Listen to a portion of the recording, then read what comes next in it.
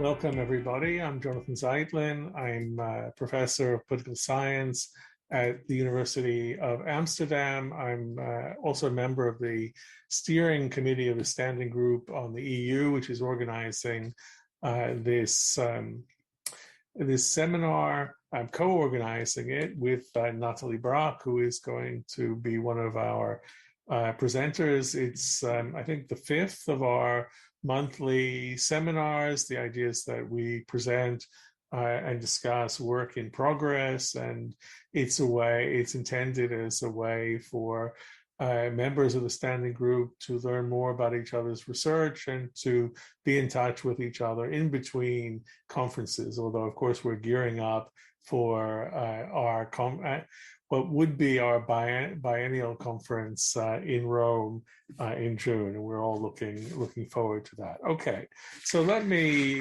our topic today is democratic backsliding in the European Parliament, understanding discursive and strategic coalitions in the EP. The whole issue of democratic backsliding is highly topical on many levels. Ramona was just talking about the decision of the European Court of Justice on the rule of law mechanism for the next generation EU Resilience and Recovery Fund. That is, of course, a very important development. Maybe it will come up in the discussion. Let me briefly introduce the speakers and the panelists. So Nathalie Brack is associate professor in CEVAPOL and the Institute for European Studies at the Université Libre de Bruxelles, ULB, as everybody calls it. She's also a visiting professor at the College of Europe in Bruges and the University of Bonn. She works on Euroscepticism, radical parties, European Parliament, and sovereignty conflicts in the EU. And she is recently co-editor of a volume on theorizing the crises of the EU. Ramona Coman is a professor at CEVAPOL. She's also the president or director of the Institute for European Studies, also at ULB. She focuses her research on rule of law, Europeanization, European integration, judicial reforms, and Central and Eastern Europe. And she recently co-edited the volume Governance and Politics in the Post-Crisis EU. Okay, and then we're happy to have as discussant Fabio Wolkenstein. He's tenure-track professor for transformations of democracy in the Department of Political Science at the University of Vienna. He's interested in democratic theory, political parties and representation, and political ideologies, especially Christian and social democracy. So I think we are expecting a lively presentation and discussion. And Nathalie and Ramona, I give you the floor. I expect you'll talk for about 30 minutes, but we're flexible and we can go on. We're intending to go on till 5:30 continental European time. Thank you very, very much, Jonathan, and thank you, Fabio, and thank you to all of you for being with us this afternoon. We are very happy, Nathalie and I, to present this project, which is titled Democratic Backsliding in the European Parliament, Understanding Discursive and Strategic Coalitions, which is a project in which we analyze debates in the European Parliament on democracy, the rule of law, and fundamental rights. Now, as Jonathan was saying in the introduction, the rule of law is a question which is on the European agenda since many, many years. More than 10 years have gone since the rule of law has become a bone of contention on the agenda of the European Union. Since 2010, as we all know, all EU institutions have addressed or avoided to address the rule of law problem and this very sensitive question of the lack of compliance with the values enshrined in Article 2 of the Treaty on European Union. Of course, one of the questions that we may ask is, what is the outcome?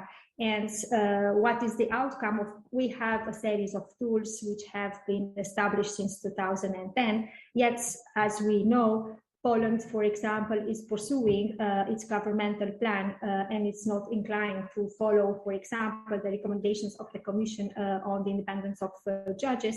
And in Hungary too, the Fidesz party is also sticking to its position. The government pretends to be the true defender of European values. We also know that both Poland and Hungary have contested the tools which have been established at the European Union level, and the regulation which was mentioned before by Jonathan Zeitlin concerning the protection of the EU budget, the regulation on a conditionality regime for the protection of the EU budget, was contested by Poland and Hungary, and yesterday, as we know, the Court of Justice dismissed the action brought by the two countries against this regulation. So if the question is what is the outcome after 10 years, and to this question we try to see whether or not concerns over the rule of law have been alleviated, the answer is no. The policy tools designed did not reach the aims, either because of a lack of political will or because said instruments were probably imperfect tools from the very, very beginning. So this to say that the EU's response has been slow to come, and the issue has been very divisive both within and among EU institutions. Of course, the topic that we are investigating here is not new. It has been addressed by different colleagues from different fields, by lawyers and also political scientists, and also in European studies, as an illustration of autocratic legalism, as an illustration of democratic backsliding, or also as an expression of populism or counter-revolution. And attention in EU studies has been devoted to the role of the Commission. There were yesterday in the debates in the European Parliament critiques, as the Commission is still waiting to use the tools which I was mentioning before, and this regulation for the protection on the budget of the European Union. So part of the literature discussed why the action or inaction of the Commission, but also the lack of political will within the country and within the European country to deal with such concerns. As we know, for example, for Article 7, which has been triggered against Poland and Hungary, there is for the moment no exit.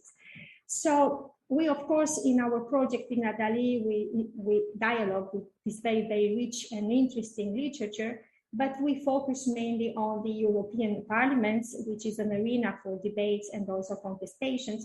And we also say with Nathalie that a focus on the debates in the European Parliament would also help us to have a clear understanding of what happens in the Council and in the European Council, and perhaps also in the European Commission. So this is one of the reasons for which this project is mainly focused on the European Parliament. Of course, there is another reason, and this is a pragmatic reason. And as we all know, for us in terms of research, we all need data. And this is what is interesting with this project, is that debate on the rule of law in the European Parliament has been very diverse and very important. We have seen the number of debates devoted to the rule of law growing. If, for example, at the beginning of 2010, most of the debates were about rule of law in enlargement, in the neighborhood policy, or in other countries in the world, since 2010, we have seen a lot of debates and discussions about what happens within member states. What happens within member states, within in Poland and Hungary, which are the cases very often discussed, but also in other member states, like, for example, in Malta, in Slovakia, in Bulgaria, also in the Czech Republic, and from time to time in Italy. So the rule of law in EU member states emerged as a key topic on the agenda of the European Parliament in the 7th term of the Parliament, intensified then in the 8th term, and now we see everyday discussions. Yesterday, the debate on rule of law lasted until very, very late in the evening. We have two kinds of debate in the European Parliament, and this is also interesting in terms of research. We have debates dealing with situations in member states, but we have also more general debates which are about what tools are needed at the European level, tools or mechanisms to deal with those concerns. And what we see is, again, interesting for us researchers, is a huge number, an increasing number of reports, resolutions, exposing or showing the nature of the problems or the rule of law concerns in different countries, EU member states, and also recommendations from the parliaments, both for national governments and EU institutions to address those problems. But what is interesting is that each report comes and is a result of a lot of conflicts which show also power dynamics in the European Parliament, dissensions on many, many issues.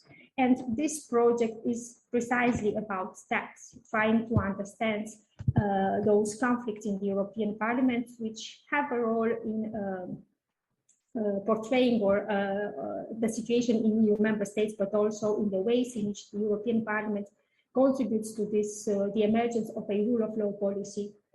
And by that, I understand the tools which have been designed over the last years.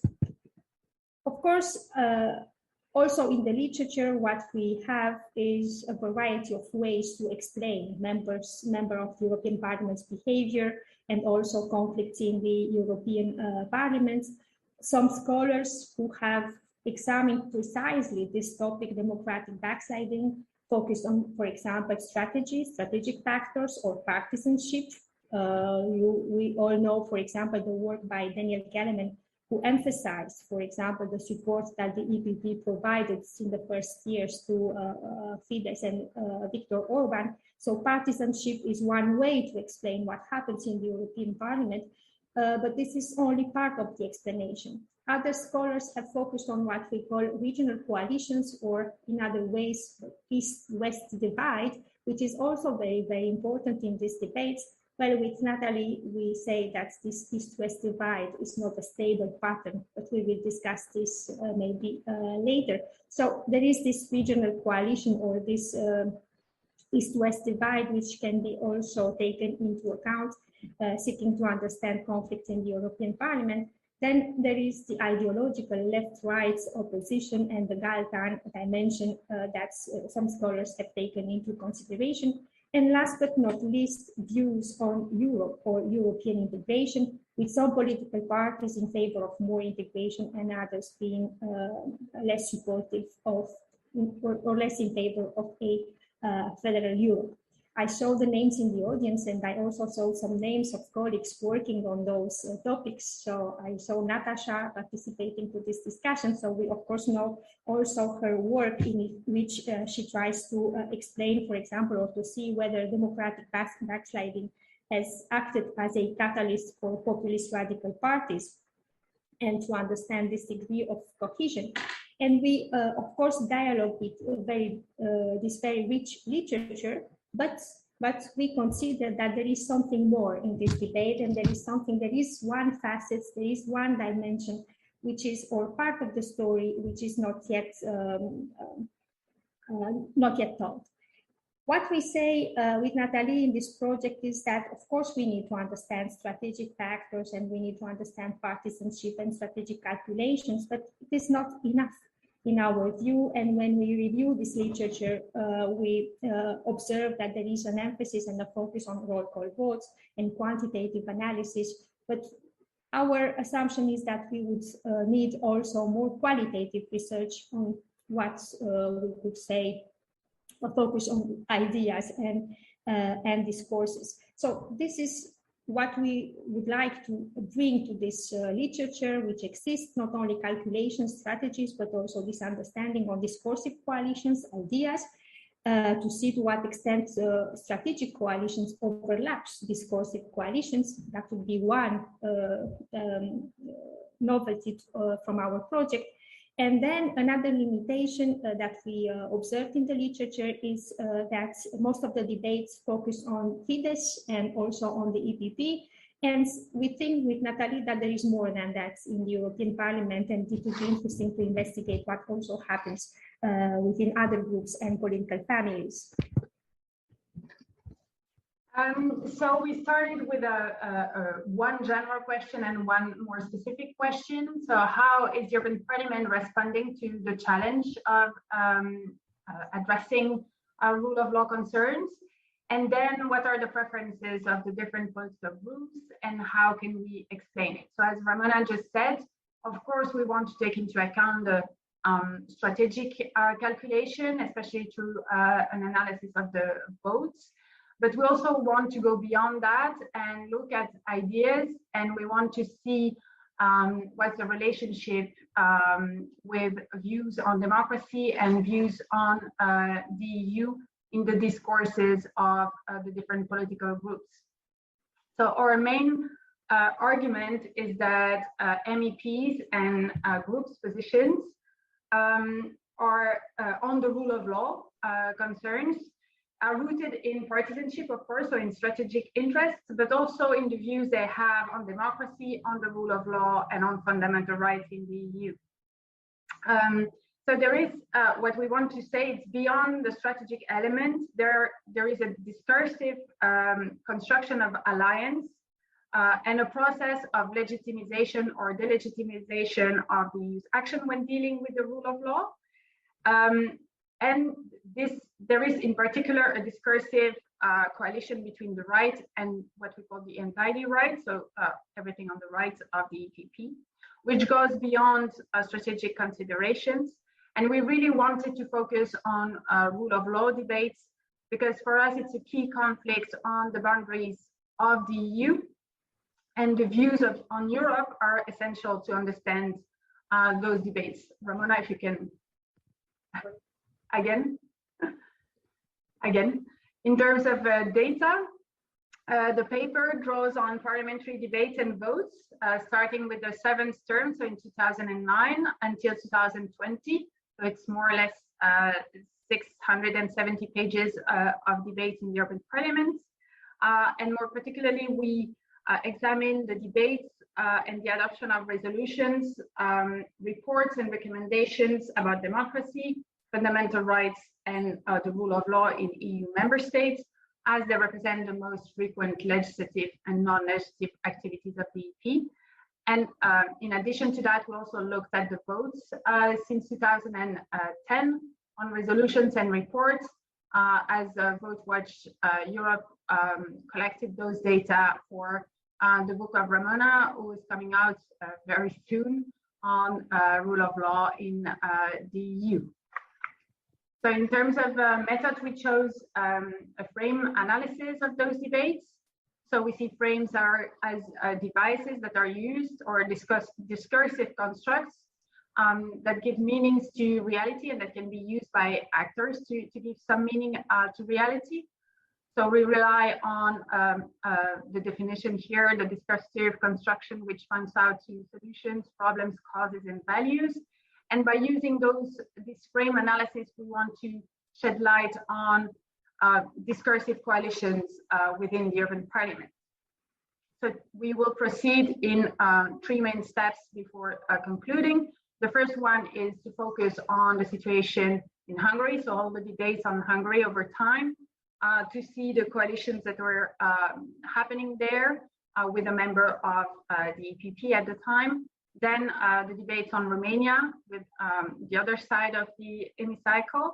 And finally, 2 debates on general tools on the rule of law, which do not focus on one specific country, to see whether there are differences in the framing of the rule of law when we talk about one specific case or a general instrument of the EU. So this is the beginning of the analysis, and as we said, we focus on voting behavior, and we try then to see what are the discursive coalitions. So we analyzed our 670 pages of the debates, and this is the beginning of the discussions on the situation in Hungary, when in the European Parliament members discussed, for example, the revision of the Hungarian constitution, which was among the first topic, but also the media law. And when Viktor Orban came to Brussels to explain the increasing number of reforms, the 339 pieces of legislations which were adopted at that time, and also many other cardinal laws. And what we see with the votes is, of course, these 2 main positions which are crystallized. And here we use the typology established by Ariadna Ripple-Servant. I think she's also in the audience here. And we see a liberal full left coalition on the one side, and also a full right coalition with the EPP, part of it, and the conservative and the EFD and the non-attached members. So the 2 sides of the political spectrum was clearly divided, divided, we also see some divisions within some groups, in particular, for example, for the European left, where the communists were against those discussions, and also some divisions on the right. But this was the beginning of the debate, and what is very, very interesting is to see this debate and to see to what extent the members of the right resisted when, for example, discussions were about triggering Article 7, which was one of the most divisive issues. And triggering Article 7, as we all know, was a long process, as more than half of the EPP members at that time were opposed. So it took several years, and this is what we see also with our discursive or content analysis. It took several years to see, for example, provisions about Article 7 in resolutions moving from the recital part of the text to the main body, and to see also how important words were in the drafting of those resolutions. We see also that Article 7 remained a divisive issue. For example, in the EPP 2015, the Germans and the majority of the EPP were against. The Germans, for example, were considering that triggering Article 7 was premature, and this was also, as we remember, the position of the European Commission. So this is something that I want to say again. It was mentioned in the introduction. To some extent, what happens in the European Parliament helps to understand the position of the Commission and also the position of some member states in the Council and in the European Council. So it is not new that the EPP was in its large majority against triggering Article 7. What was interesting for us was to observe that the EFDD group was divided, and although it was divided very, very often, the EFDD group voted in favor of resolutions and this kind of provisions supporting a more strengthened, powerful tools for EU and rule of law tools. But we also have seen that references to Article 7 dissuaded some members from Central and Eastern Europe to support this regulation. And for example, 2015, this provision about Article 7 concerning Hungary did not pass because of the massive support of the EPP. This is another resolution and another vote, 2017, so it is 7 years later after the first debate, and the only change that we see with our qualitative analysis is for example, in the wording, some conditional forms of would and could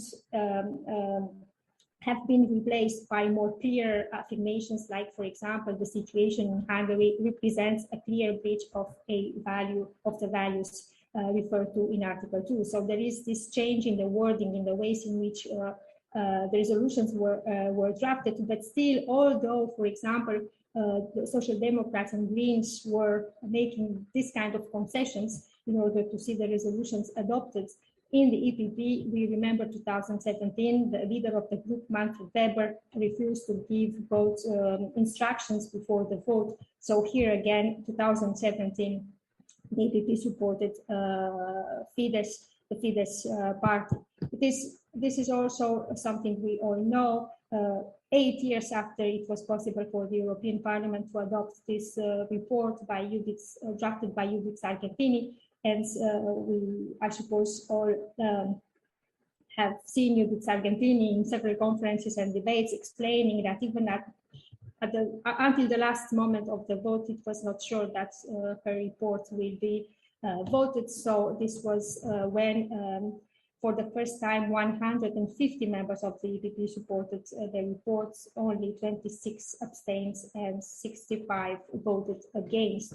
So this is the analysis that we have on the votes, and it shows us some differences and change over time. But what we say with Nathalie is that it is also interesting to see the discursive coalitions. Yes, and what we see since the very beginning, and it has been a very stable coalition, is actually two views on the debates based on on the analysis of the parliamentary debate. So on the one hand, we have a right-wing discursive coalitions who consider that the revision that in the reforms in Hungary are purely national issues, and they fully agree with the technical approach that the Commission at the beginning decided to take. And several members of the EPP, the ECR, and the non-attached pay tribute to Viktor Orban's new constitution and its view of, for instance, the family, as they considered it as the conservative ideology put into concrete policies. And they attacked the other side, saying that the whole discussion at the supranational level is actually an ideological fight made by the fury of the urban left, of the hysteria of the urban left. And as values underlying their discourses, they mention sovereignty, self-determination, and the power of the people to choose what they want as their own constitutions. There are some splits within the EPP, or as they recognize that the urban parliament has a role to play when it comes to the rule of law and fundamental rights. But they still consider that it's not up to the European Union to discuss so much about the situation in Hungary, and that the solution should come from the national level as the only source of legitimacy. And on the other hand, we have a left-wing coalition with the GUE and the Social Democrats, the Greens, and the Liberal. They, of course, don't see it as a national problem. They consider that the solution could only come from the EU level, because it's a concern for all the member states. And there is only some division when it comes to more or less integration in that field, with the GUE being more divided on that issue. And that coalition was very stable. So we have two really polarized understanding of what's the issue at stake, and they clashed on the nature of the problem. Is it a purely national concern or a European concern? The action that should be taken, either a technical approach or asking the Commission to do more. On the one side, of course, tribute to conservative and self-victimization strategy, whereas on the other side, we put the focus on the discrimination within citizens within Hungary. And that of course, these two sides and the clashes they have had implication about the whole debate for how to safeguard democracy and the rule of law in the EU. So that was for the debates about Hungary in the European Parliament. And then we turn to the second debate on Romania, which was also on the agenda in 2012, more or less at the same time as Hungary. And here we see at the very beginning, so that the arguments that the EPP and the right used to support Fidesz at the time became the core arguments of the SND group in the debates on on Romania, while the Liberals and the Greens adopted a position of in between, seeking to focus more on a broader debate of the rule of law at European level, rather than on specific domestic cases. But again, we could see that MEPs disputed the nature of the problem and whether it should be debated at the EU level or not. On the left side, we see also the GUE members insisting on the sovereignty of the people. And of course, as we expected, we see the sovereignty issue coming back also on the right with the ECR and non-attached members. But while Orban was applauded on the right side, Romania was painted in very dark color. But here, that's the beginning of the debates, and a few years later, Romania was again discussed in the European Parliament in 2018, when there were again reforms in Romania and on very sensitive issues. So the European Parliament talked again about the situation in Romania. And there, in contrast to what happened with Fidesz in the EPP group, the SND group supported the resolution in the European Parliament, calling the Commission to monitor the situation and to offer full support to Romania in finding solutions to the problem.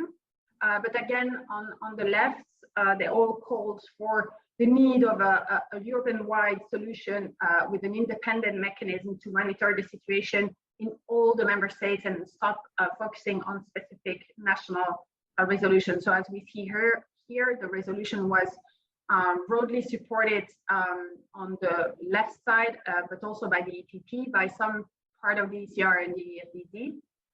And the opposition came mostly from Eastern European countries supporting each other. So here there was a different approach to the debate from the groups.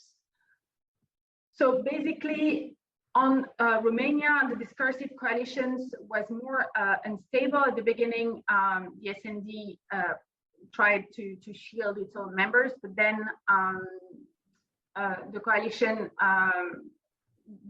was different. So in 2012, the coalition criticized the partisanship of the Commission and didn't agree to EU's action. But then in 2018, there was this call to monitor Romania, including from the SND. And sovereignty was only mobilized by more fringe groups such as the Libre, the ECR, and the non-attached members.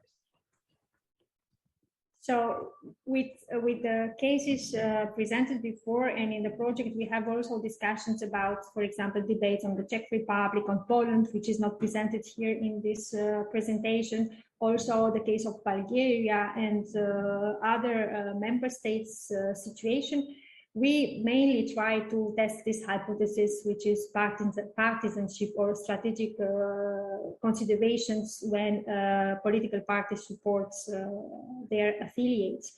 But there is another part of debates, and this is something that we also take into account in our analysis, is when the European Parliament focuses on more general issues like the establishment of tools. And we have two examples in the project that we would like to discuss. One is the establishment of this mechanism for democracy, rule of law, and fundamental rights, which was put forward by the European Parliament in 2015, calling for the establishment of a mechanism independent from political influence, because precisely some political groups understood that partisanship will block resolutions and won't help the adoption of tools in the European Parliament. So a new tool to monitor and also to provide recommendations while respecting national traditions. So you see all the words here in order to accommodate all the preferences of the political groups, the ones wishing to see a powerful instrument, but also the ones claiming that this is a matter of national traditions, which should be also respected, because national traditions are also a part of and mentioned in the treaties. But even 2015, we see basically the same type of debates, the same coalitions and the same arguments that we have seen, for example, for the debate on national situations. We see the same games or the same polarized views in this debate, which is not on a specific member state. It is more general about the tool on how the EU should deal with rule of law concerns in member states. With on the one hand, members of the parliament saying that the rule of law cannot be reconfigured at the supranational level because this is anchored in the nation states, and on the left side of the spectrum, with other political groups arguing rather that it is possible to reconfigure, and the EU should do that because this is part of the DNA of the EU integration. So two camps, again, two polarized views on this issue. Now, it is also very interesting, maybe I can say this, is that we expected with Nathalie to see a lot of discussions about the rule of law per se, to find different understandings about the rule of law. In reality, the 670 pages that we have of debates are mainly about power and power relations between member states and the European Union, which is, I think, also an interesting finding. There are only a few debates, very limited number of debates, when members of the European Parliament discuss what is the meaning of the rule of law and how they understand this concept. So this is, as we can see, the vote, which is not on the situation on one member state. This is a vote on the EU mechanism on democracy, the rule of law and fundamental rights. And we also saw, so this is 2016, the vote, the debate started a year before. The vote, we see that the EPP was also rather reluctant to see the adoption of this EU mechanism. The position of the EPP, basically, when we read again the debates from 2016, was rather ambiguous. And within the EPP, what you see in red and what you see in yellow is not only Central and Eastern European member states reluctant or opposed to this kind of mechanism. We also see from French members of the European Parliament and other representatives of Western European countries. So this is the vote 2016, when we see that this discursive coalition, or the same arguments which were used by political groups for the debates on national situations, are also play also a role when discussions deal with more general tools. So two camps, one arguing, and this is where we use this concept of legitimization, one in favor of binding instruments. The rule of law is a core value of the European Union. Why it is a core value of the European Union? And supported very much by what is on the left side of the political spectrum, and also part of the EFDD. It is also interesting and important, I think, to underline. And on the other hand, all the discussions that and the ones strongly opposed, arguing that it is not the EU who should deal with the rule of law, because precisely the EU is undermining not only democracy but also the rule of law. And we, as Nathalie said before, this is an intrusion in national sovereignty, and it is not with indicators and benchmarks from the Commission that the problems will be solved. So this is on behalf of the ECR, part of the EFDD, and also ENF and the non-attached members. So two polarized views, two really competing understandings. And again, I repeat what I was saying before, is that if, for example, in the parliament, we see it in this slide, this is a minority. What we see in red and green, in red and yellow, is the opposition to this kind of mechanism, and it is a minority of the members of the European Parliament. It is important to mention then that those who are in minority in the European Parliament have the power to block decisions and tools in the council, and probably in the council mainly. So, and the EPP, this ambiguous and unstable position 2016 is also something that we emphasize with our data. But this changed, and this is when, for example, 2020, the Parliament adopted another resolution, because this European mechanism on democracy, rule of law and fundamental values is not created. So there is a lot of discussion ongoing, and the Commission would like to use its own instruments. So we see here in 2020, again, a debate about this need to establish an EU mechanism on democracy, governance, rule of law and fundamental values. But this is in 2020, and the Fidesz was no longer a member of the EPP. So we see more support within the EPP in favor of this instrument. The last example that we have in our paper, and this is where I suppose we will have a bit of discussion, is this regulation which was adopted in December 2020 on a general regime of conditionality for the protection of the EU budget. So this is the last tool that the EU institutional actors adopted, and it was a lot of contestation since the beginning, since May 2018, when the Commission proposed this regulation. So a lot of discussion about it and about its content. Also, several concessions made in the Council and in the European Council to Poland and Hungary. But what we see, the discussion is about the European Parliament here. What we see in the European Parliament is a full support from the EPP, Renew, SND, the Greens, and also the left.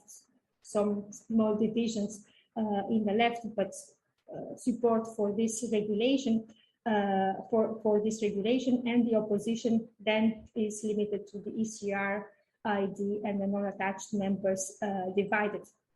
And this is where also, it was mentioned before, when we see the difference between what happens in the logics and power dynamics in the parliament and of course the council, because what here we see as being a minority, we have seen the role of this minority and the role which it plays when debates take place in the council. So this is the analysis on the votes, and there is a lot of support. Yesterday it was discussed in the parliament, the judgments, the two judgments of the Court of Justice, and the parliament expressed full support to this regulation. Of course, the opposition came again from the same political groups, as we can see here in the slides. So trying to summarize and conclude, what we've seen in our work in progress, but Ramona can explain in 2 minutes the next steps. We have a stable coalition after initial periods of hesitation, but there is a stable center-left coalition that we see in the votes, with 90% of cooperation between the Liberals, the Social Democrats and the Greens, sometimes with the radical left, but also in the discourses where they're proactive in favor of European tools. They distantiate themselves from their own members when it happened, like with Romania, and they're usually in favor of more integration when it comes to the rule of law, with an instability on the right, mainly due to the EPP, which is internally divided, is acting very strategically in shielding its own members. As Ramona said, we also analyzed other countries, for instance, Poland, where the EPP has a very different position than in Hungary. But we noticed shared framing strategies and blame games with the untidy rights in the debates. And for us, it's nothing conjunctural, but it's a stable discursive coalition on some aspects of the rule of law debates.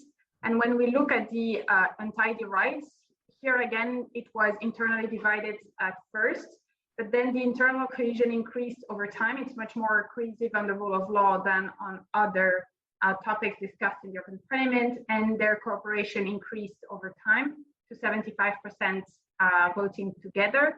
And there in the discourses as well, we see an increased cohesion with same patterns in their discourse, an increased use of the word sovereignty, a direct opposition to most texts, but also when taking the classification that has been used by Joanna Cantola and Emanuela Lombardo on gender issues, we see an indirect opposition in rule of law debates through embedding the debate of the rule of law in Euroscepticism and principle of subsidiarity, bending the debate towards other issues, especially migration, and self-victimization and blame games towards the left.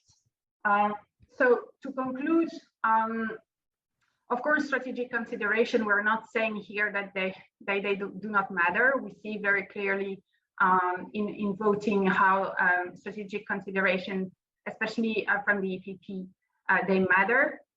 But first, what we wanted to show is that the views on Europe also play a crucial role. So that's the overall approach of the different political family towards the rule of law matters, but it's closely related to their overall approach to European integration. With on the left, the rule of law is seen as being anchored in the EU as a community of law. So they speak on behalf of the European citizens whose fundamental rights should be protected at the supranational level.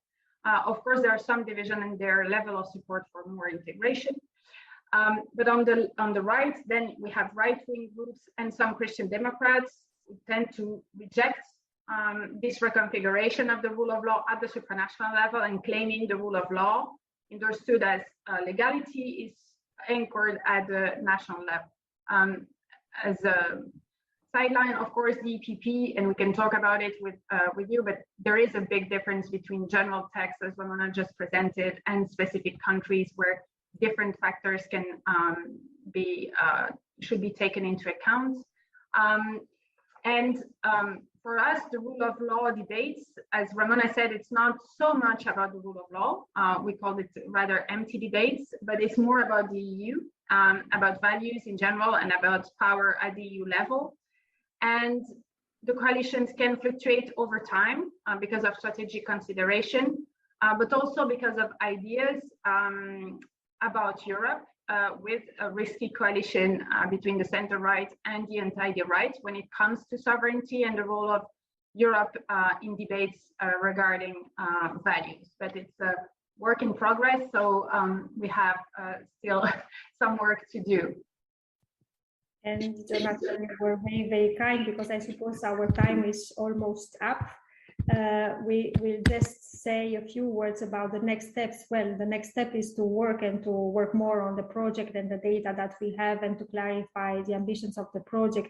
It is also to systematically code the debates that we have analyzed for the moment a bit in a very exploratory way, without using really soft tools, but using our pens and armed with a lot of patience, to examine more closely also the dynamics between the EPP and what's anti-right. And also what is, I think, very, very interesting, and that would be the third dimension of the project. So not only comparing discussions on domestic situations and then discussions on general debates on the rule of law and what the EU should do, but I think we should also look at what happens after the moment when Fidesz left the EPP group, and how, for example, the EPP positioned itself on different topics related to this rule of law debate, and to see the framing and also the internal cohesion of the group. So this is something that we need to do. We follow the debates, but we still need to focus on this analysis on what happened after 2021. And this is all. Thank you very, very much for your attention. I think I can stop sharing the presentation now, and if we have questions on the presentation, then I will share it again. Yeah, please do stop sharing. Thanks for this excellent presentation.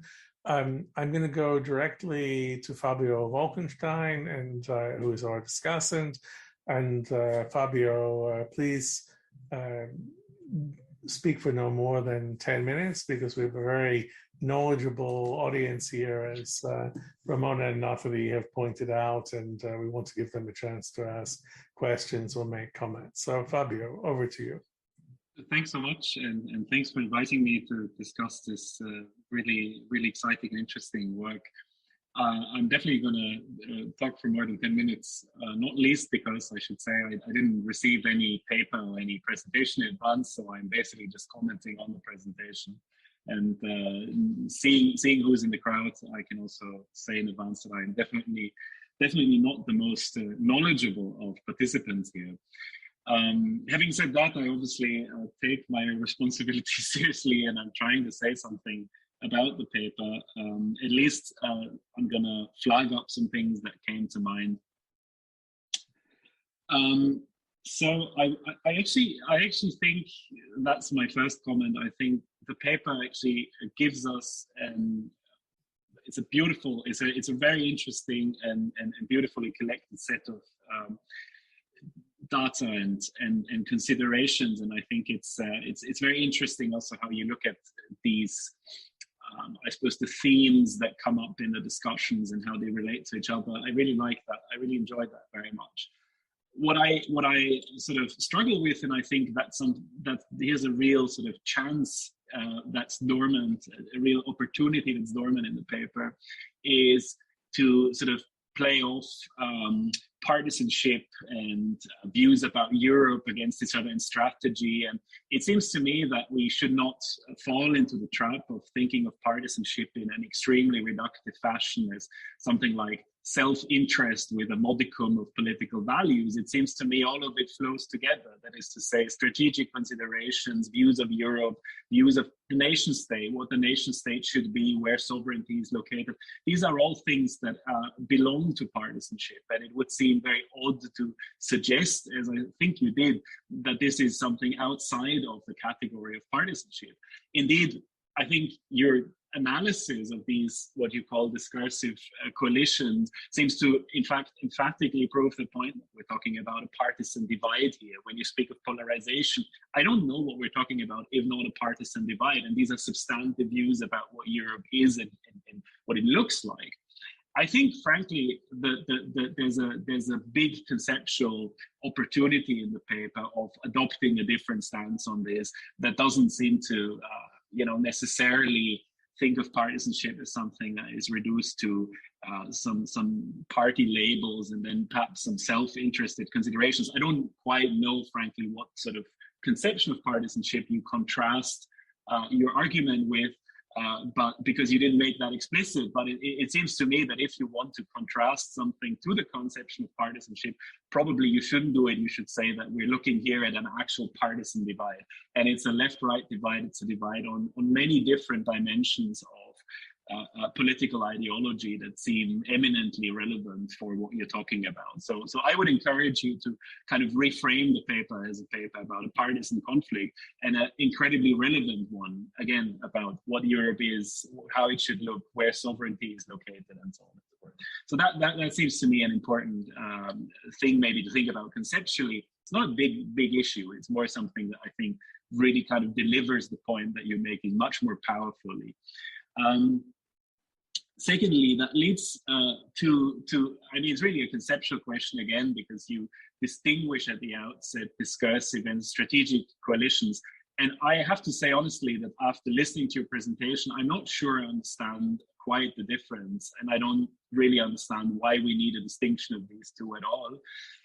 Logically speaking, it seems to me that the discursive coalitions must include an element of strategy, which then raises the question again, don't they collapse into one?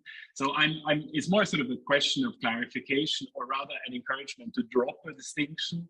Why do we need these two terms, and what do they even really say? And I think there's equally value in maybe just rethinking this part of your conceptual frame from the outset.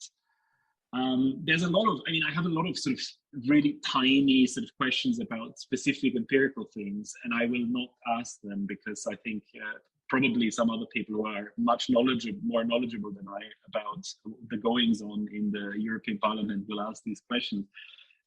But there's one thing that I think is quite interesting when we talk about the EPP as a large group, as a very powerful European Parliament group, which is indeed the question of what is the EPP?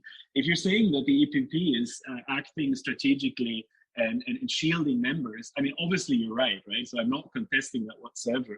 But I think there's a really important question to be asked about what the EPP actually really is. And I think there's a case to be made that it is not the EPP as a whole that's acting strategically, but there's always been some quite considerable divisions within the EPP. And these divisions are a natural product of the genesis, as it were, the emergence of the EPP, which is first being a very Christian democratic group initially, like a very sort of old school Christian democratic group that expanded and included a lot of very, very disparate and ideologically incompatible, I would almost say, different groupings, especially from sort of Nordic countries, parties that have absolutely nothing to do with anything that you could possibly call Christian democracy in any credible way. And these are the groupings who also most fervently, I'm thinking of the Moderaterna in Sweden, for example, groupings that are also very much alienated by any of the dominant strands within the EPP, which now I have to say are German, right? And partly also Austrian. But I mean, the CSU, Weber is a fantastic example of a very sort of hegemonic fraction within the EPP.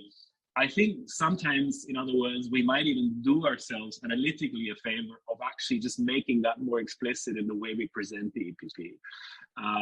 Because many other factions within the EPP or many other sort of sub-party groupings are actually internally even divided and unable to mount any serious challenge to the German silence, I would say, on long-term silence and sometimes even defense of what's been going on in Hungary. So maybe unpacking the EPP might be also a way of at least sort of putting the things into perspective, also in regard to what you said at the end of your presentation, that you want to look quite closely at the EPP post the exit of Fidesz. Okay, I'll shut up in a moment, and I just want to say one last thing. I mean, this is not a sort of statement of political sympathy or the lack thereof.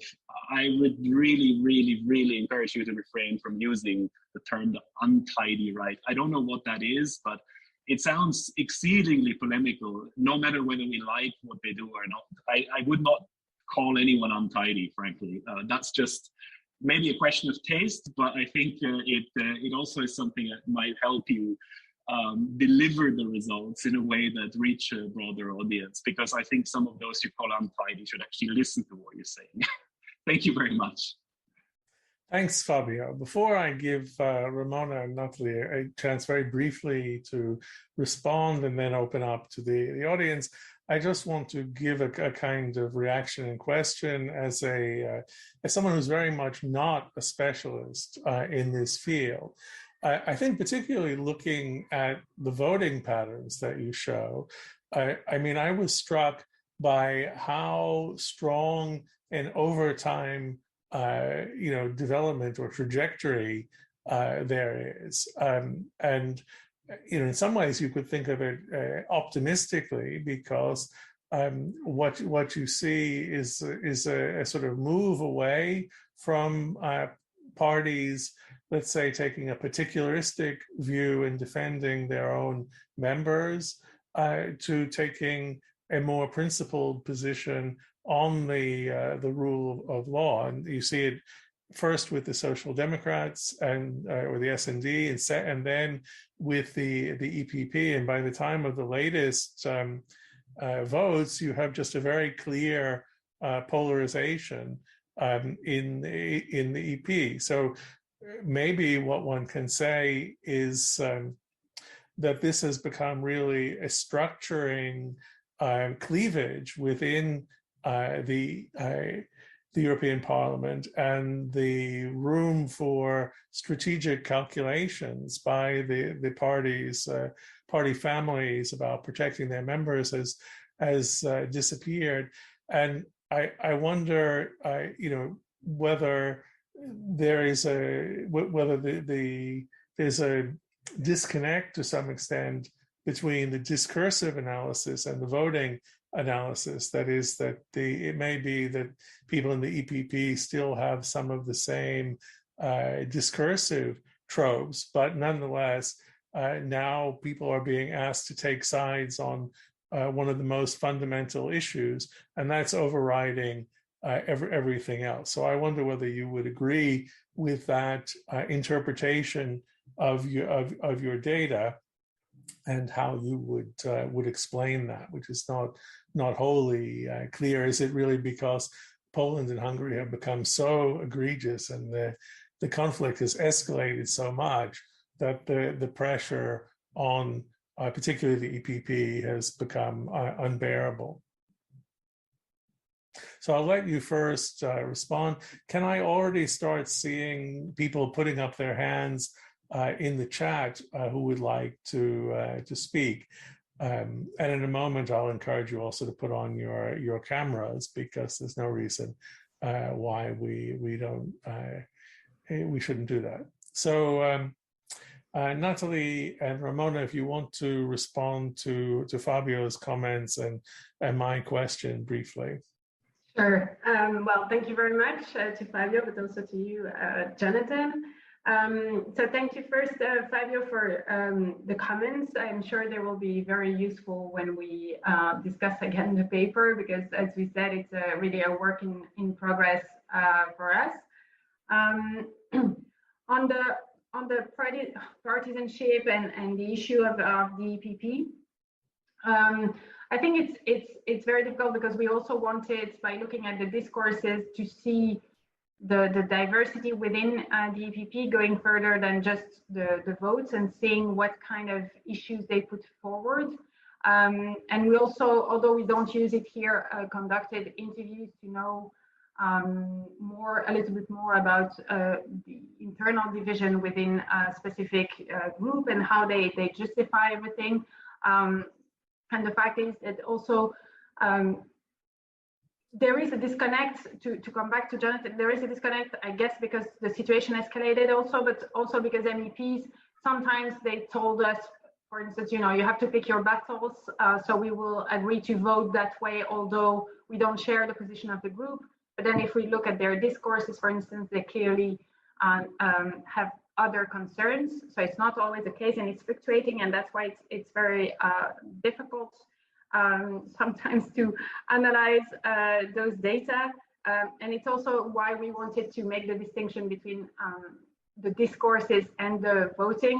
There is already a lot of work on voting behavior, and it's very important. But we really want with this paper to go beyond that and see whether we can bring something extra with that.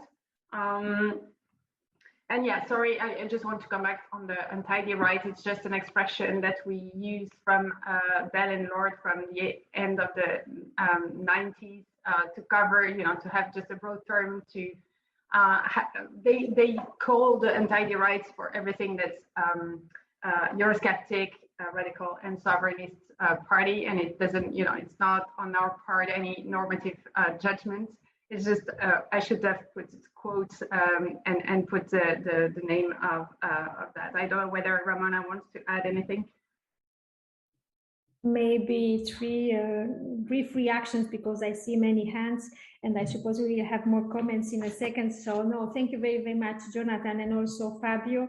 Of course, we will think more about partisanship, as you suggested, Fabio, and it was not said in the paper, but indeed we have to define and work more on discursive coalitions and this strategic element, which is of course very, very important, and it is there in the paper. So on the conceptual parts and the dimensions, we take on board your suggestions, which are very welcome.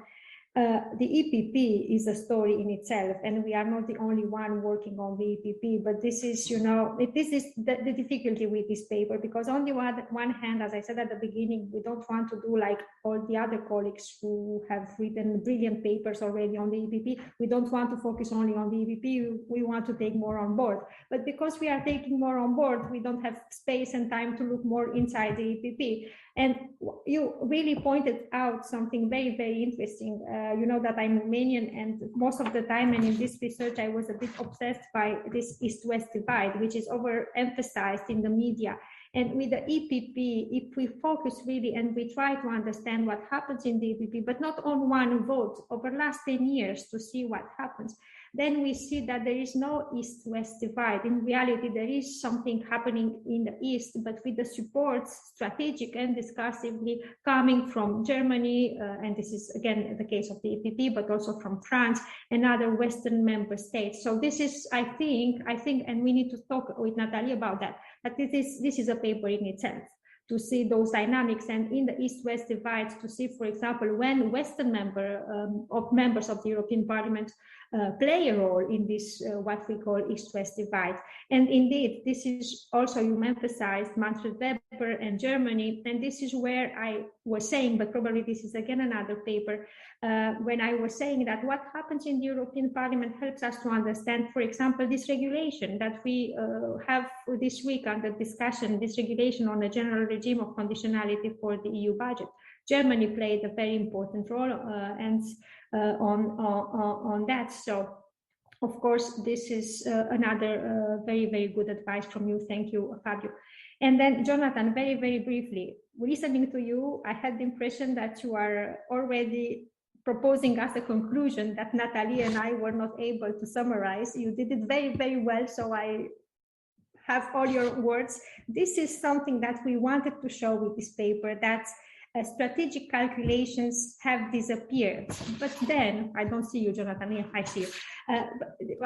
We wanted to say, yes, this is the end. There are no strategic coalitions. But you remember when we said at the beginning that in the paper we focus on Romania and Hungary, just to give you an overview on what we are doing. But in reality, we have also the cases on Bulgaria and Malta. which are later, 2018, for example, 2020 for Bulgaria. And then we see again strategic calculations in the sense that it's not only about values, there is just this attempt to protect, for example, in the case of Bulgaria, to protect GERB, this Bulgarian political party, and for the SND in the debate on Malta to protect Partid Laburista. The SND supported Malta until the very end, and when they detached themselves from Partid Laburista in Malta, it was just because the Prime Minister Muscat resigned. So it is difficult to say that it was, because values are more important than principles.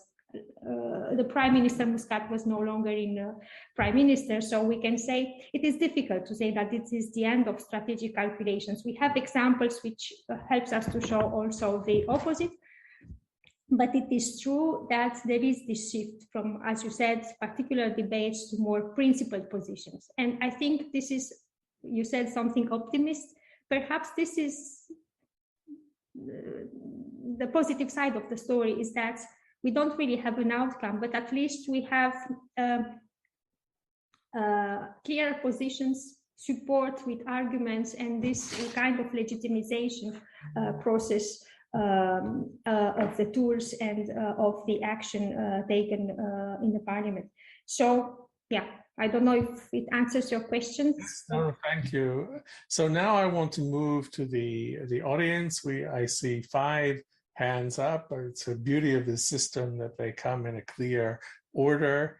And what I think I will do is take the first 3 questions. So Natasha Wunsch, Magdalena Gora, and William Daniel, and then I'll give the authors a chance to respond. And although, in some cases, we know each other very well, I'll ask you to just introduce yourself briefly. So we'll start with Natasha, who's also a member of the steering committee of our standing group. Indeed, she's the vice chair of it. Thanks a lot, Jonathan. So briefly, I'm assistant professor at Discussant and a senior researcher at ETH Zurich, and I really enjoyed your talk. And I'm going to need to do an awful thing, which is I'm going to ask my question and I'm going to disappear because I desperately need to pick up my kids. But I'm happy to continue the conversation bilaterally or trilaterally at a later point.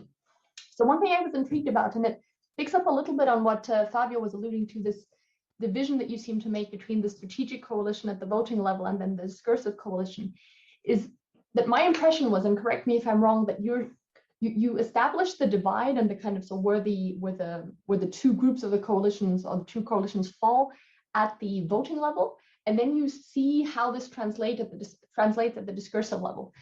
And one thing I was wondering is whether you're not imposing the same cleavage at the discursive level, but which might not be there. So we might actually see a different kind of divide. So we may see parliamentarians speaking much more on the negative side, say, and yet still for party strategic considerations or partisan loyalty, deciding to vote nonetheless on the right side, so to say, the way you divide it. So I was wondering if that's something that you had looked into, and so the extent to which these voting and the discursive coalitions overlap, and also perhaps, because my impression was that you select individual debates and individual votes. But there is kind of a temporal dimension to it, if I understood. Can you speak a little bit to the dynamics, in particular at the discursive level? So we see a change when it comes to the votes. Do we also see a change in the way MEPs speak about their reasoning behind their voting decision? Thank you. So Natasha, I'm sorry I didn't know that you needed to leave. At least you'll be able to view in the recording what Nathalie and Ramona have said. So that's another beauty of the system. So we'll say goodbye to you if you have to pick up your kids. Okay, so next I give the Zoom screen to Magdalena Gora. So again, please just briefly introduce yourself. Thank you very much. My name is Magdalena Gora, and I'm associate professor at the Institute for European Studies at the Jagiellonian University in Poland. And thank you very much for your presentation. It's a really fascinating story. My questions are somehow follow up to what Natasha was raising and a little bit Fabio earlier, which is essential, and to some extent, Ramona, you already started to talk about it. And my question is on the discursive sort of coalition level, because this sort of voting level, that's something that is for me at least, not as revealing in that regard is the discursive coalition. Do you see any differences, regional differences, in the sense of geographical, sort of national indications for the MEPs when it comes to different stress they put both within that coalition that is sort of supported, sort of pro rule of law, as well as on the right? And I think, Ramona, you already pointed to this, that there is something going on when you look at the national affiliations of an MEP. So do you, and my question comes from the fact that we do analyze in a comparative way the national parliaments, and you can actually see that particularly in the Central and Eastern Europe, you know, even those that are in the EPP or even left are somehow, enclosed in certain specific frames when they are asked to talk about a rule of law crisis and a possible solution. So that my question, can you show that already, or is that a plan for future to look into that dimension in a discursive sense? Like, do they use a different language, in other words? And the second question concerning this far right party, because what we see in this events of recent is this attempt to reorganize those groups, and the rule of law, or actually the conflict itself, is one of the uniting factors, and especially if you look at what the Fidesz leadership is doing, kind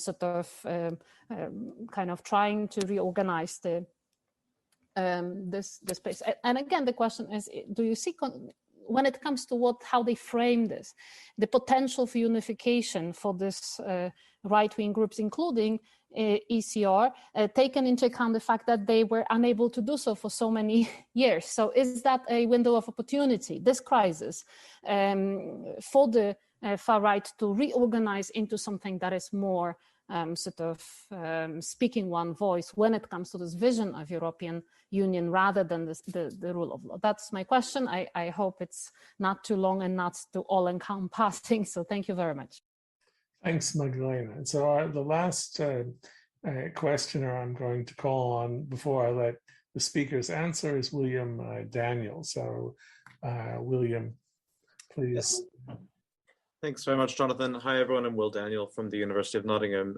Just a quick question, I think, about something that's come up in a slightly different way with the other questioners, which is not quite the unit of analysis, but the focus of analysis. And I wanted to hear a little bit more about the way that the party groups themselves behave within the story, because it was kind of striking to me that whenever you put up the graphs of the support for and against these different votes, that you had essentially a national party story within a party group story. So how are these coalitions, you're talking about coalitions between positions, but how are the coalitions growing within the party groups themselves? And is there in other words, is that the right way to sort of think through it? Because you have the example of Fidesz, where you take them out of the EPP and suddenly the display and the mindset of the analysis looks quite differently. So what is the party group frame adding to this? What is the way in which these positions are being built within the groups themselves, not just within the EPP, but also throughout?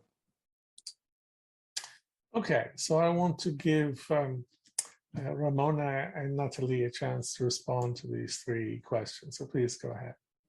I think I will start this time, and then Nathalie will add more interesting things. No, thank you. Those are very, very good questions. I will follow the order. So Natasha, the question was the discrepancy between discursive coalitions and the votes. And here I can tell you, we don't have the analysis, but I can tell you from what I remember from the analysis that the groups for which we clearly see this discrepancy between how they vote and how they talk, which are very, very critical, but still they will vote in favor, part of them, of resolutions supporting, for example, the parliaments in this attempt to have to adopt tools and a more critical stance on rule of law, are the GUE on the left. This is one of the groups for which we see this discrepancy. They are all the time critical, but from time to time, and we show it also with the votes, they will still, part of them, half of them, if not the majority of the group, still vote in favor of this kind of resolutions. And we see the same, and this is very explicit in the debates, members of the EFDD very critical and against and with arguments, but then when they have to vote, then they will still, half of the group will support, for example, a resolution against Hungary or against another country. So then I think it was also this question from Daniel or William Daniel, with coalitions within the party groups themselves. So we have the data, we need to do the analysis. It was unfair a bit in the presentation. I wanted to correct this now, because even with the EPP, when we showed the votes, you remember when we, for example, in the case of Hungary, there were also very, very critical voices in the debates in the parliament, which are not maybe reflected in the votes. So this is also something that we can exploit. And thanks, Natasha, again, for this pointing this out, this discrepancy between what they said and in the end, the strategic vote to support the group. So this is also the case for the EPP, but I don't have clear data in mind. What I remember, for example, in the debates when Viktor Orban said in Romania in 2014 that the aim is to establish an illiberal democracy, I remember debates very, very critical from members of the EPP in the parliament saying that there is no illiberal democracy, and this came from the EPP itself. Magdalena, thank you very much also for your question. There is one thing you underlined and I want to discuss about it, is about national parliaments. So this is not in the same paper, but we have a bit of data on that, in the sense that we are not able to follow debates in the European Parliament because of the language obstacle to that. But we have followed, for example, the positions that national parliaments communicated to, for example, the EU Commission when those tools that we analyzed here in the paper were adopted. And this is very, very interesting to see that there is an overlap between what we see in the European Parliament and the positions of national parliaments. We see exactly the same trends. The only difference that we saw was with the Czech Republic, and this depends on the ways in which institutions are organized at the national level. For example, I remember for the Czech Republic that the Chamber of Deputies was in favor and the Senate was against, because the composition of the two chambers was not the same.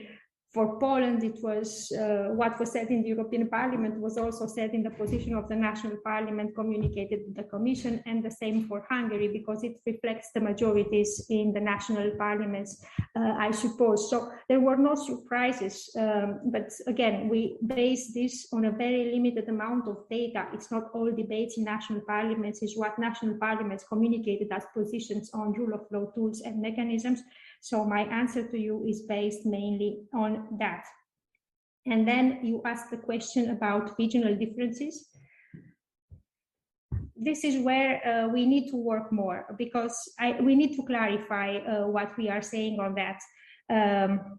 And probably we should focus only on this regional, to see regional differences. My assumption is that this is not a stable pattern. This is not something that we see over the last 10 years. This East-West divide is not a stable pattern. And why I'm saying this, because very, very often we have seen also support from members of the European Parliament from Western Europe supporting types of arguments which are very often expressed by members from Central and Eastern Europe. So this is also, thank you for your comment on these points. We need to, work more with our data and to see what the conclusion would be. But I hope at least I responded to your question on the parliaments, and that the fact that it overlaps to some extent on the basis of the data we have, it overlaps the debate in the European Parliament. So, yeah, I just want to. I encourage you to be brief so we can take. Just to Magdalena about the far right. Yes, I think there is one paper by Natasha and Michael who examined that question, and our findings are not really consistent with theirs. So I would say, yes, it could be a uniting factor, although it's based on an exploratory analysis. But I would also say, between the values that they have and then the strategic element that can play in the formation of a group, leadership issues, there are a lot of factors that play a role in forming a group effectively, that it's not just about sharing same values on the rule of law. So that's it remains to be seen. But what we see in the debate is that they're really uniting on that specific issue. Okay, thanks. So now I'll let Dora Hegedus speak. So Dora, please introduce yourself. Hi, everyone.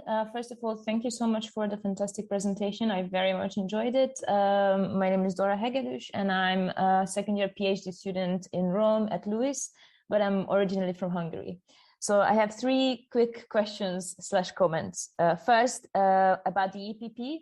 Perhaps if you want to understand more how or why the EPP behaved so ambiguously and what was the watershed event which changed everything, you need to go a little bit outside from the European Parliament communication of EPP leaders and how they communicated to the larger public the behavior of Viktor Orban.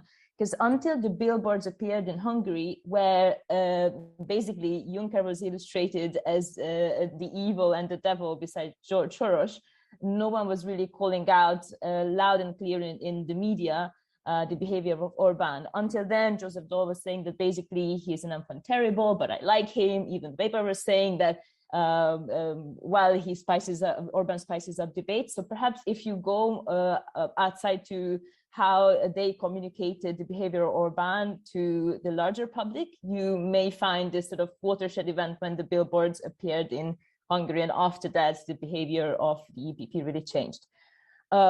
Second point or question. Again, I very much like how you went through all the data in the EPP, but perhaps you also should focus on the issues which didn't hit the EPP, or sorry, not the EPP, the European Parliament, like the ANO party in the Czech Republic and Babiš was condemned even by Olaf, and I don't think ALDE or now Renew called out on this issue, and they belong to the Liberals. Maybe just not aware of it, but I don't think there were any reports or any calls really to scrutinize that sort of rule of law violation. And very lastly, I would be just interested to see whether the ECR's behavior changed post-Brexit or their communication. Yeah, these are the comments. Okay, thanks. So then we'll take Wouter Wolfs. Wouter, can you also introduce yourself? Thanks. Yeah, Wouter Wolfs of the University of Leuven in Belgium. Thanks for the great presentation. Just quickly, it's a variation on the same theme basically, but it's also a story about political groups and political group organization and affiliation.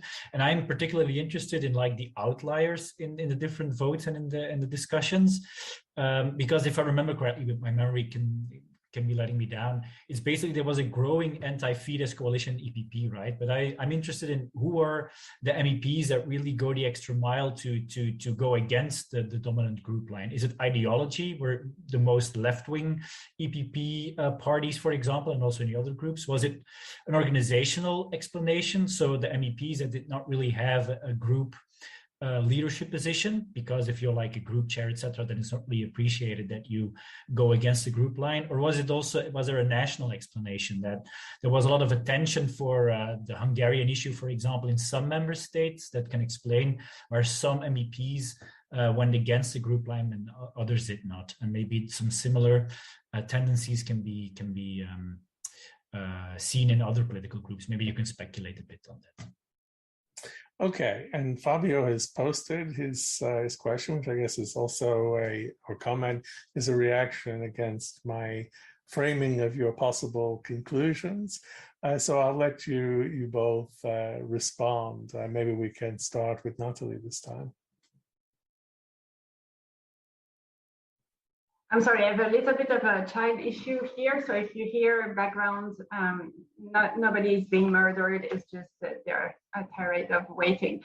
So I will be brief. To come back to Wouter's question, it's something we have to investigate a little bit more. I would say, from what I read and analyzed for the paper, there are several factors. There is the ideology, so the more center people in the EPP. There is also, as you say, a national issue, but that's more difficult to analyze. I mean, we would have to broaden the analysis to other types of data to know whether, you know, the politicization of rule of law at the national level had an impact. But for instance, from Belgium, I know that because there was so much pressure on the CDNV in Flanders, for instance, they took a position, but I really don't know. For instance, the Luxembourg member were also quite vocal on it. I don't know whether there was a big politicization at the national level in the press or something on those issues. So there is probably several things. There are some we can verify, for instance, leadership versus backbencher and the position on a left-right within the EPP and Galsan issues. That's easily done. Other data that could be more, you know, anecdotal because we cannot carry out that analysis. And the same for Dora. I think we can have a look at outside communication and so on, but it's really we already have a lot to deal with and to try to analyze and make sense. So I'm sure that would be really interesting, but then we will think about it. Thank you very much. 1 minute, if I can, Jonathan. You have the last word. Okay, 1 minute. I will be very, very brief now. Thank you very much, Walter, and also Dora. The Czech Republic and Babiš and this debate in the European Parliament is also analyzed, not in this paper. Nathalie mentioned that I have a book which will be out soon. And you are right, because it was not a problem for Renew, for example, to detach itself from this ANO 11 party. It was very, very fast. So this is what I also explained in my book. It took a couple of months to Renew to detach from itself from Babiš parties. It took maybe 1 or 2 years for the SND group to detach itself from the Romanian Social Democrats and the Maltese Social Democrats, and it took 8 years for the EPP to see some movement in the party and to detach itself from Fidesz. So we have this Babiš discussion also, and data, we can work on that. On ECR and Brexit, well, what Nathalie will correct me if I'm wrong, because it's more her topic of research, but what we see after Brexit is that because now we have peace, which is dominant in the group is more coherent and there is more cohesion in the group. The only ones who are sometimes against and they oppose to resolutions or vote in a different way are the Belgian members of the ECR group. They don't share the same ideas, and we have some maps on the vote of groups, which and clearly shows us that, for example, in this case in Belgium for the ECR, the Belgian members vote in a different way. So this is my response to you on Brexit. But yeah, to conclude, I think we have data. We just need more time to think about what this data tells us and what is the story that we want to say also is very, very important. Thank you very much.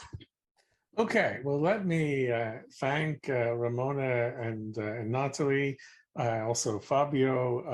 This has been a very lively session. I think it's also been our best attended session. So I would take that as a compliment.